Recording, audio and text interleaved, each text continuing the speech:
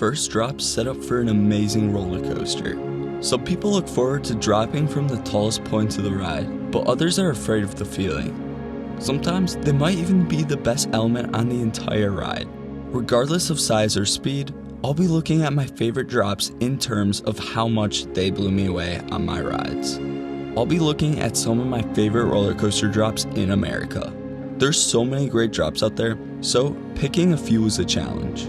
Before I start the list, I'll be talking about some that didn't quite make it. Up first is Velocicoaster's Top Hat.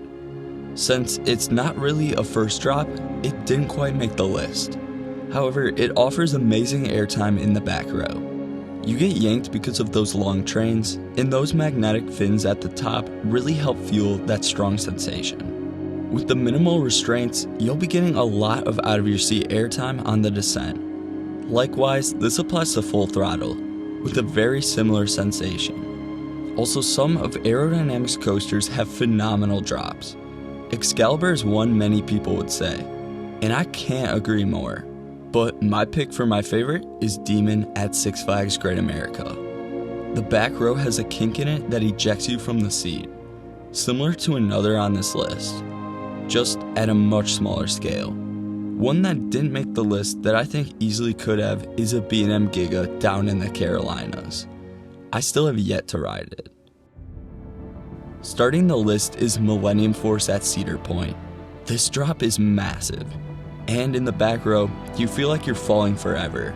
If the list was based on views alone paired with the first drop, I think this would top the list. Millennium Force doesn't have a drop that's trying to throw you out, but it's not entirely graceful either. Of every ride on the list, this is probably the most graceful first drop, yet it's still one of my favorites due to the magnitude. Next is Jersey Devil Coaster. This is arguably one of RMC's greatest first drops. Back row is a must for this element alone. I don't know if it's the profiling or if those single rail trains are longer, but somehow this drop provides some insane ejector and whip in the back of the train. Wonder Woman at Magic Mountain was close for me, so I was unable to experience it. I'm sure that this first drop is just as good, if not better. So it wouldn't surprise me if that drop is just as good. Also, I didn't ride the other Wonder Woman coaster at Six Flags Fiesta, Texas. That single rail RMC looks to have a great first drop as well.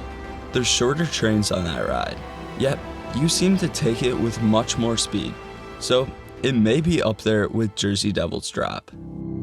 Fahrenheit at Hershey Park offers an excellent first drop with that iconic vibrant red paint. Yes, the restraints aren't ideal. It's completely made up for with those longer trains, at least compared to other Beyond Vertical drops. Look at those Eurofighters or Gerstlauer Infinity coasters. These have shorter trains. Those drops are still comparable and feel similar.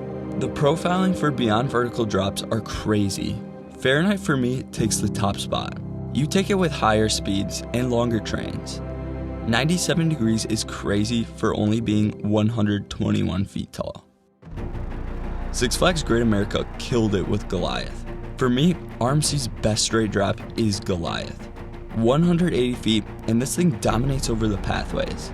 It's the tallest wooden roller coaster drop in the world. You experience that typical RMC ejector, and it's super sustained. I think the tunnel at the bottom of the drop elevates it slightly over the others. It feels a lot like the one on Steel Vengeance, just a little stronger and with a brief moment of underground track. Having the extra stories underground allows the drop to feel more sustained. That's what separates it from other RMC first drops. Some of the smaller ones are super powerful, but they're done before you can even process it. A lot of people enjoy the first drop on Iron Gwazi. It's an insane first drop and should make this list. However, I only wanted to pick one RMC straight drop besides Jersey Devil Coaster since of its uniqueness. And the same applies to Goliath. It's unique and one of my favorites. At number 6 is Maverick. This one is insanely powerful. I had no idea going in. This is the same as Fahrenheit, just on steroids. It's not that tall, so I wasn't expecting much. I'm fortunate to be blown away by such an amazing drop. row 6 gets absolutely yanked with real ejector airtime. Powerful from the second you crest until you're back in your seat. The launch lift hill allows for more speed going in, and you have the same trains as Fahrenheit. Starting the top 5 is Raging Bull. If it weren't for that kink at the crest, it wouldn't have even touched the list. The pre-drop gives you some good speed, but then the ride quickly profiles itself into that iconic first drop. This is one that became famous lately, and it deserves all the praise. I don't know if B&M accidentally allowed for this sensation, but it's unique for a B&M hyper. You get straight up ejector airtime before you fall down 202 feet. It's weird getting airtime this high up before the drop even starts, because usually you get airtime as you bank down the drop, typically at the halfway point. This is the most unusual drop because of that. I'm just glad to have this first drop at my current home park. Next is El Toro, the king of wooden roller coasters for me. The same could be said for that first drop as well. It has one of the longest trains on a coaster, and it's also a massive drop. It's a perfect recipe for a great first drop. You get pulled down in the back row after you make that quick turn at the apex. It's fairly steep as well. I don't know why, but El Toro has one of the most powerful drops of all time. Although it's not the most unique, the reason it ranks so high is the sheer size and power. Nothing really compares. The ride is top 10 in the world worthy for that first drop alone. At the number 3 spot, I have Sky Rush. Intamin knocked it out the park with this first drop. It starts off as your average hyper coaster drop. Nothing special, but then the ride hits you with the infamous kink in the track. You're absolutely launched out of your seat midway down the drop. It's a crazy sensation. It feels like it may have been an accident. Whether it was intentional or not, I'm glad Sky Rush's first drop exists. It feels illegal.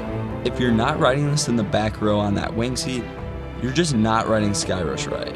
It's so lethal and will have you gripping on those lap bars. The lap bars elevate the drop too. You feel exposed and free, making it that much more intimidating. For me, this is the best traditional drop without banking or gimmicks. Iron Rattler is just unparalleled for first drops. I wanted to book a flight to Texas for that drop alone. The changes in direction while dropping near vertical is crazy.